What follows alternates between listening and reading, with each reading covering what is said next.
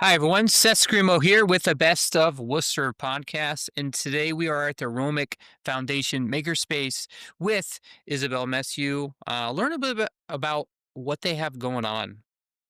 Isabel, how you doing today? I'm doing great. Thanks for asking. Awesome. Cool. Sweet. So let's get into the questions here. So first things first, you said forget dinner. Let's go straight to dessert at Skoops in Seville. What is your ultimate go-to order? So, I have such a sweet tooth that really anything tasty and delicious is right up my alley, but anything s'mores, especially. I love the chocolate, cracker, marshmallow. It's a great combination. Have you ever had Reese's with your s'mores? So, my boyfriend's allergic to peanut Oh, butter, snap. so I stay away from peanut butter, but I'm not, so it would be right up my alley. All right. Yeah, definitely. It's a game changer. Okay, I'll try it. Um, so when you're not working or volunteering, you mentioned you're probably sleeping. What's a perfect recharge day look like for you? Well, I'm kind of the master at binge watching shows. So if I get to sleep in a little bit longer in the morning and then binge watch a show for several episodes, that would be my go-to. Yeah, my guilty pleasure with me and my wife, we like to binge watch Netflix shows. We'll Hmm. watch a whole season. The next thing you know, it would be 3 in the morning. So, Yes, that is exactly what I do. Everyone um, finds it annoying, but uh, well, give me a personal recommendation. What's a good show to watch right now? oh, I don't know. I've been jumping back and forth between all kinds of stuff. I love law enforcement shows, just because my father it was in law enforcement, and so it's always fun to nitpick those. So SWAT or the Rookie, Chicago PD, those are all kind of fun ones. Oh yeah, cool. So, for those who may not know, can you explain exactly what this place does and how does it serve the community? Yeah, so the Romich Foundation Makerspace is a 501(c)(3) nonprofit organization. We are a private foundation, so we are expected to give away roughly 5% of our overall worth every year. And in doing so, most private foundations would just write checks to these organizations. Through the Makerspace, we can actually provide product donations to individuals and their organizations. And so anything from tumblers, customized name tags to awards, we can do all that in house. And so we're a great leverage to those community members and our nonprofits in the area. Yeah, for sure. Um, Now, you said that at the heart of what you do is a belief that everyone deserves access to opportunity and creativity. How does that belief play in the work you do every day? Yeah, we prioritize having an accessible office space where individuals in a wheelchair can still maneuver around and be a part of what we do. We also don't feel that cash should be a part of what we do because um, with working with these individuals, we feel the money takes away the fun out of the stuff we're able to do. So when private individuals insist on paying, we suggest making a donation to another nonprofit organization. Oh, for sure. Yeah, I mean, you got to have fun, Yeah, right? exactly. So let's talk about the blending of your story and Barry's story here. How you both came into this work so different. Can you share how those paths crossed and how they shaped what you guys do now? Yeah. So Barry, when you just click with someone instantly, that was how it was with Barry and I. Barry's a 79-year-old man and myself a 19-year-old. We crossed paths when I was a sophomore in high school, and Barry invited me to the makerspace, and the rest is kind of history. He obviously had a much different path than I did. He went and started his own business at a very young age, and now is able to operate the foundation through the financial support of selling the company. Hmm, cool. So you mentioned that you got involved somewhat by chance. When did you realize this was a temporary opportunity, but was actually your calling? Yeah, I love what I do. I love working with the people, the nonprofit organizations on a daily basis. I could never work in a factory because I hate doing the same thing over and over again. So being able to prioritize my creativity while also doing so many different things in the everyday workplace and all the connections that I make within the county is truly amazing. Oh, for sure. Me personally, I love a change of scenery, and so Hmm. like I gotta have like different views, if Yeah. you will, right? So you said that early there were some challenges on figuring out where you fit, especially without like traditional background in nonprofit work. How did you navigate that uncertainty? I believe confidence is key for anything you do. If you believe and you can do something, then the people around you will start believing that in that as well. Additionally, you will learn things little by little as you go, and so you're able to provide yourself with more support, knowing these things as you go, and you're just able to grow as time goes on. For sure. I'm a big component on what I do is about your mindset. And one of my favorite mindset posters is the cat that's looking in the water and it sees a lion, right? Because like how you carry yourself and how you do things, it really translates on how you work, Yeah. right? So since what you do is pretty unique, how did you go about helping people understand your value and what the makerspace could offer? We have a Facebook page that we post on nearly every day to get the community engaged. A lot of the nonprofit organizations we work with will also give us shout outs and telling their individuals and participants at their events that we created these items for them. We also enjoy inviting individuals such yourself to our facility to see better in person and understand the possibilities that we can do. Okay. Yeah, I mean, seeing is believing, Yeah. right? You stated that, more of the behind the scenes uh, is how you started out. Mhm. But now you're kind of the face of this organization and running, it directly. How's that transition been like for you? It's been extremely seamless just because Barry has given me more and more tasks over the year, but just kind of slowly. And as certain things started up, leading us to the position we are now. So he's really just made it a very seamless process. And before I knew it, I was doing all the speaking engagements for him and everything else. So it's great working with him. Oh, for sure. So, what's one of your favorite projects you've helped create or lead so far? Every new project comes with new favorite things that you start really enjoying.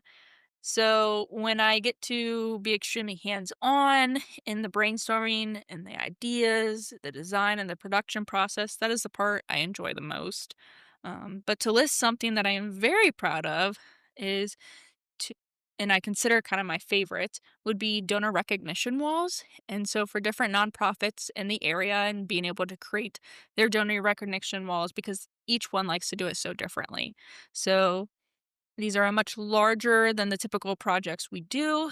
If you have not been into Habitat for Humanity, we were able to design their donor recognition wall, which is looks like a front porch. It's pretty sweet. So if you haven't been in there, be sure to go in and take a look.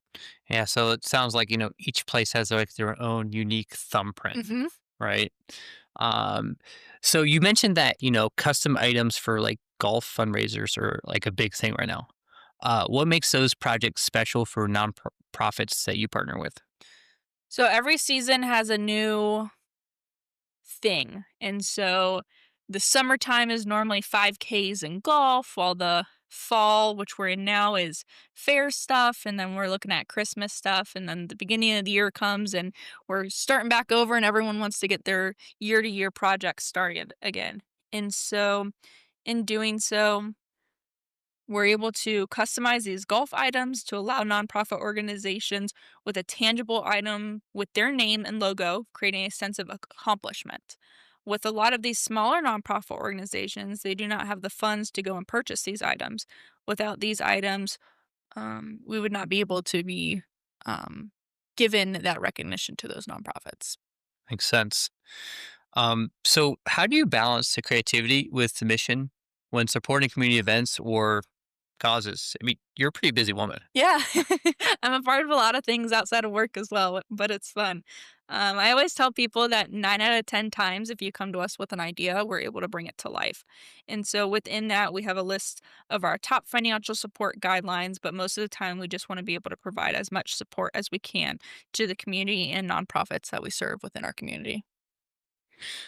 So you talked about professional growth through community events, leadership programs, and to be honest, just being curious. Mhm. What's one recent experience that really helped you grow?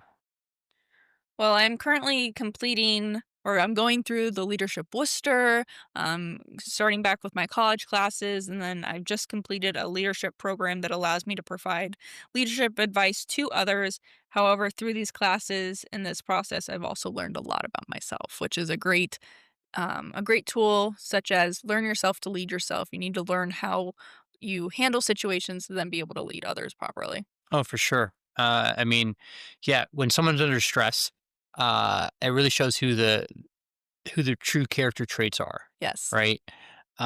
So what keeps you motivated to keep learning and stepping outside your comfort zone? So growing up, my mom always told me, "What's the worst someone could say?" No. And I've kind of taken that motto and applied it to many different parts of my life. Barry also continues to push me to do things I don't necessarily want to do, but he has given me that nudge that um, makes me realize that it's going to be good for me in the end. Yeah, it's funny. When you want growth, you got to be ready for it Hmm. because ready or not, here it comes. Exactly. So you emphasize genuine relationships and listening first. Can you share a moment where that approach made a big impact? Yeah. So, what I'm actually going to do is I'm going to share a story where I wasn't fully listening and how that went about. And so, when you're not fully listening, you will say things that you think you can follow through with, and sometimes you can't. And so I was at an event where the director of CAMO, Central America Medical Outreach, was going to do a presentation. I wasn't aware of who I was actually speaking during the engagement, but wanted to introduce myself prior to the engagement starting. And I started explaining about the makerspace and what we do, um, and Kathy was really finding that niche that we could be a partner and we could really help what she is doing. Again, it hadn't fully clicked that what she was doing was in Honduras. So then she started speaking and I realized, oh, we're talking about Central America and nowhere in the US. And so as her speak continued to go on, that just hit more and more, realizing that, okay, maybe shouldn't have opened my mouth as much as I did, but in the end, it led to a phenomenal connection, and her and I were able to go back down to Honduras and set up a makerspace within their trade school down there. Awesome. Yeah. You know, I've always been a component of you have two ears and one mouth for a Mhm. reason. You should always listen twice as much as you speak. Yes. Um, what's your favorite way to get out and engage within the community? Events, workshops, partnerships? Tell me about that. I love taking my loved ones to events with me. Not only will I be alone, I won't be alone, and I have someone to talk to, but just to spend that quality time with them. So whether it's going to a purse bingo or a awards ceremony, spending the time with them, while also engaging with the individuals I work with is truly rewarding. Most of the time during the event, I sit there pointing out everything I helped create and make the event even more successful in the long run. Okay. Yeah, no, for sure. So let's say with a crystal ball, Mhm. right? And we can see what the next 5 years looks like. You said you want to expand the impact here and grow your leadership. What does that vision look like in your mind? This vision includes a larger space for the makerspace. We operate out of a pretty small facility, but we're able to still do a lot. So being able to grow, allowing for more equipment and different types of machinery to be incorporated into our makerspace.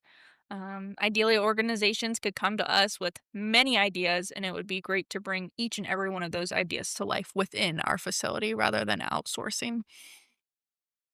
So let's say someone gave you a blank check and it said grow. What's the first thing that you guys would do? Well, I'm a huge designer and I love to imagine. And so I would probably want to get a physical piece of paper drawn up saying, okay, this is the dream. This is what I want to do. So I would probably immediately go to a contractor and ask for a 3D rendering of a potential larger facility and what that could look like with all the fun colors and the glass walls or whatever that may be. And I know that can be quite expensive, but it would be well worth just seeing that vision come to life. Well, that's why it's a blank check, Yes, right? exactly. Um, so let's say we have someone young listening and they're unsure about stepping into a leadership role. Now, you said you gave some powerful advice about not letting age hold you back. What else would you say? Well, speaking as a 19-year-old and almost always being the youngest person in the room or the youngest person at events, I would say it's all about how you present yourself. Just like that cat looking into the water seeing a lion. If you see yourself strong, then you will be strong. Also, if someone believes you can step into that position, then you are clearly more than capable to take that role on. Oh yeah, no, definitely.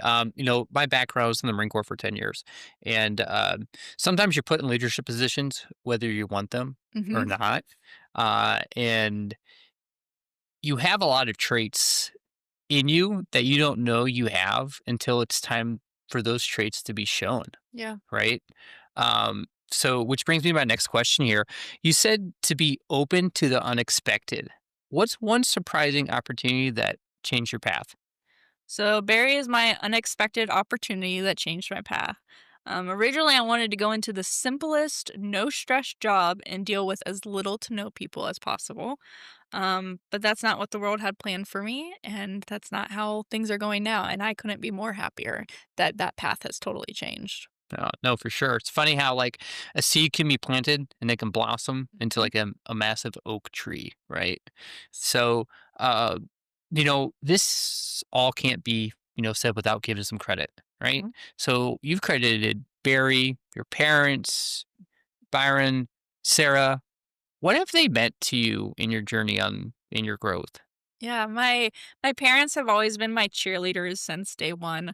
They're my best friends, and I call them nearly every day to tell them something exciting, to just chat or ask advice from. I literally texted them today. I said, "Hey, I have a podcast interview. I'm gonna call you afterwards. Can't wait to tell you about it." And they're like, "Yay! Can't wait to hear about it." And so, just having that relationship is truly rewarding, and always knowing that they're here and on my side. And then while Barry is definitely the one I credit my career to, if he wouldn't have seen my potential from the beginning, I don't know where we would have been. No, for sure. It's funny how like um with what I do with personal coaching, people don't know what's inside them until they become that person, right? Which leads me to my last question here. Um, what do you want your legacy to be with this work? What do you hope people remember the most about the impact that you've made? I hope to inspire majority towards young ladies and young women, but also just the younger generation in general. That age is truly just a number.